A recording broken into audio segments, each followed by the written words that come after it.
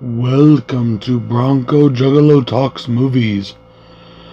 And it has been a long time, but we are finally back with another edition of B-Movies. Be good or be bad. Yeah, place it there, homie, MEC. I am your host, BroncoJuggalo, and I am very drunk. What's going on, everybody? BroncoJuggalo here. Oi.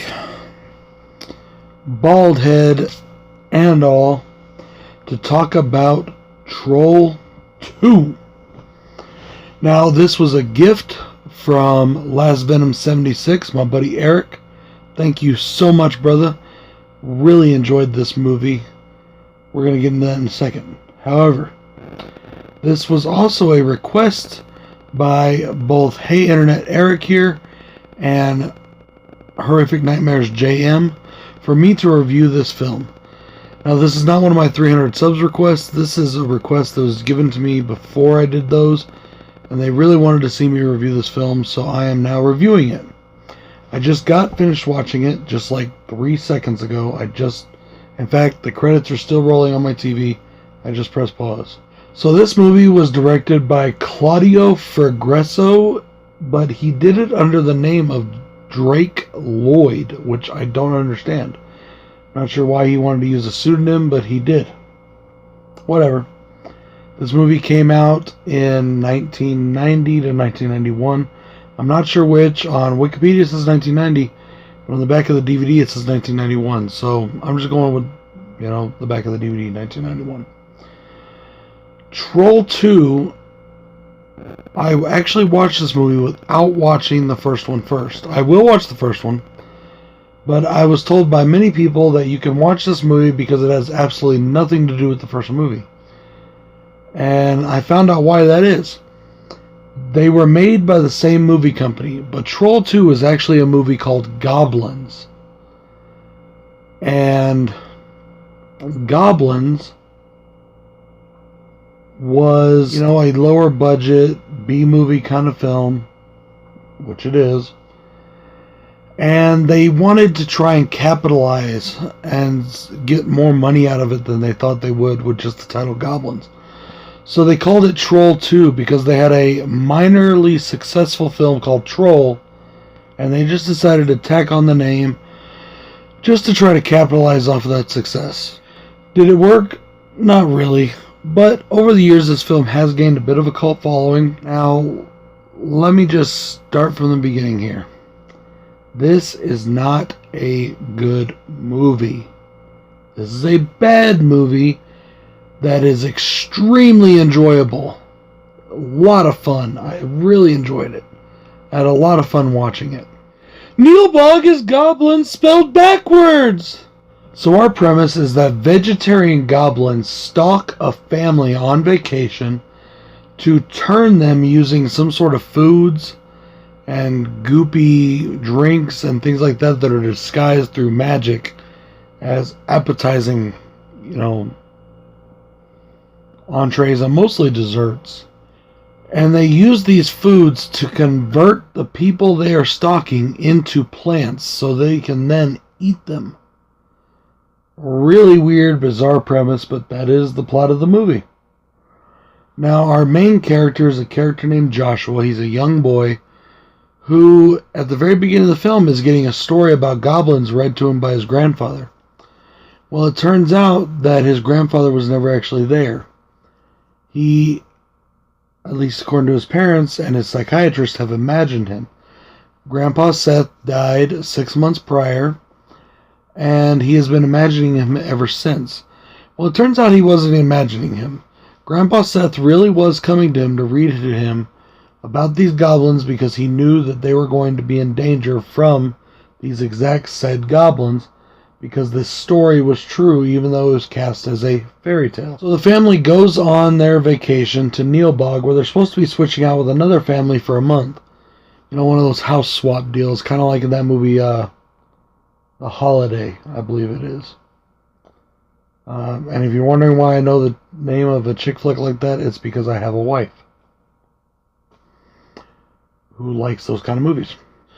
So you wouldn't think so, but I actually have a few pros and a few cons. So we're going to start with our cons.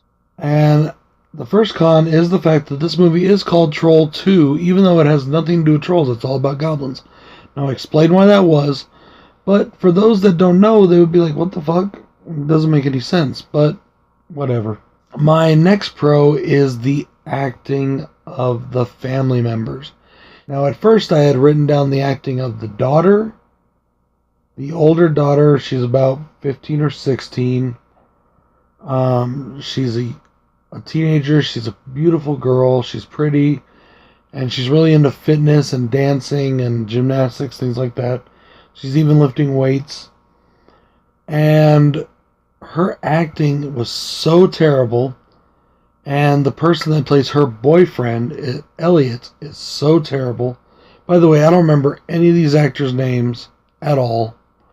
Except for, I believe, the kid that played Joshua was named Michael Stevenson, who also did a documentary about this film, which I guess was pretty popular. Whatever. Basically, a bunch of no-name actors that I've never heard of were in this film. And as I said, I was going to say that the acting of the sister Holly and her boyfriend Elliot was completely halted. Sounded like they were reading right off of a script. Just like, yes, and we must do this right now. That kind of thing. You know what I'm saying? But then I was watching, it kept going, and I realized that the entire family's that way. They're all terrible actors. All the actors in this movie are fucking terrible. They're all absolute shit. So that is a big con for me, is the acting. Now, alright, I may get some debate on whether or not this is a B movie. I'm classifying it as a B movie. I have no idea what the budget was on this film. I have no idea even really about the studio that made it. Hang on, let me check. Let's see whose studio made this. MGM. MGM made this movie. So I got the dual pack here from my buddy, Last Venom 76. Troll 1, Troll 2. Troll 1 may have been a regular movie, but Troll 2 is definitely, even if it is done by a major studio, it's definitely got that B-movie feel, and I'm classifying it as a B-movie. My next con is that the costumes of a lot of the characters, especially the goblins, look completely crappy. You have a basic, crappy, looking like it was bought at Walmart goblin mask, a little person dressed up in a goblin suit, which is basically just brown cloth from head to toe with pillows stuffed inside. Looks extremely cheesy, extremely crappy, but it's fun at the same time. We'll get into that here in a minute. But it is still a con for me. They put absolutely no effort into the goblin costumes. The final con for me is how they resolve the situation. Now, here's some spoilers, guys. At first, they say, okay, to stop the goblins, we have to touch this rock, this piece of Stonehenge. Why does Stonehenge keep popping up in these fucking horror movies? Halloween 3, goblins, what the fuck? What is Stonehenge? I don't know. I don't know how the stones got put there. Honestly, you know what I really think how they got put there? Way back when, 1,000 years ago or whatever, some primitive fucking cultures drugged those stones there, set them on top the way the Egyptians did the pyramids, and that's that. It's not aliens, it's not anything else. It's just a bunch of fucking people that had nothing better to do, that were trying to design a temple or something, and that Stonehenge is all that's left. Anyways, sorry for my little rant. So at first they say that to destroy the goblins, you have to touch this piece of the rock. Then the Grandpa Joe character... Sorry, as I said, I'm a little drunk, and Grandpa Joe is from Charlie and the Chocolate Factory. That's kind of what he reminds me of here. In fact, throughout the whole movie, I kept thinking Grandpa Joe. Grandpa Seth tells Joshua that only the power of goodness can defeat the goblins. And then he gives him a backpack and tells him, don't open the backpack till you absolutely need to. Excuse me.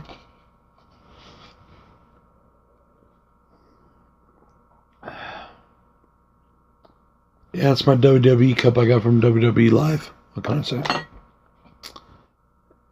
So when the time comes and he has to use the item in the backpack, turns out it's a bologna sandwich.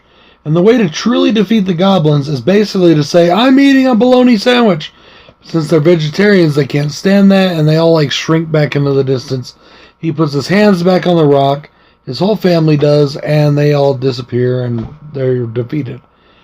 And I have no idea how the power of goodness works into that at all. That's my final con though, guys. All the rest of this is pros. First pro, the popcorn scene. Hilarious. I fucking loved it.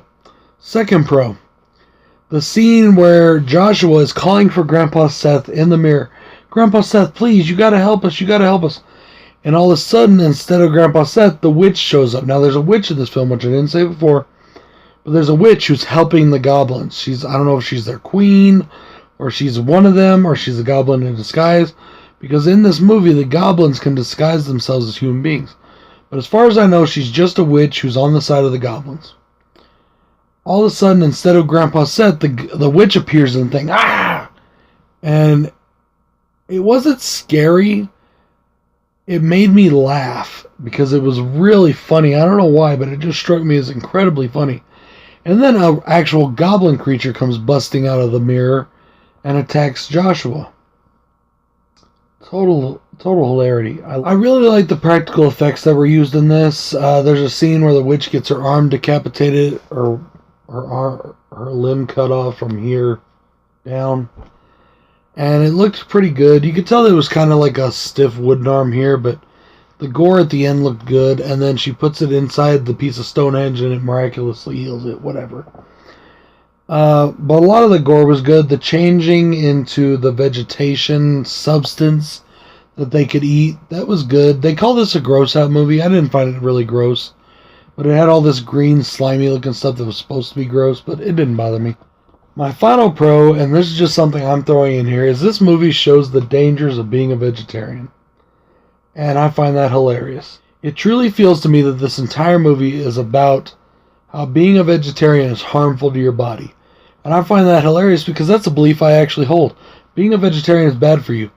If you don't believe me, ask fucking science. You can ask religion too if you want to. In the Bible, it talks about how we are dominant over the creatures of this earth and we are to use their flesh to sustain us. That's in the Bible. If you believe in the Bible like I do, it's in there.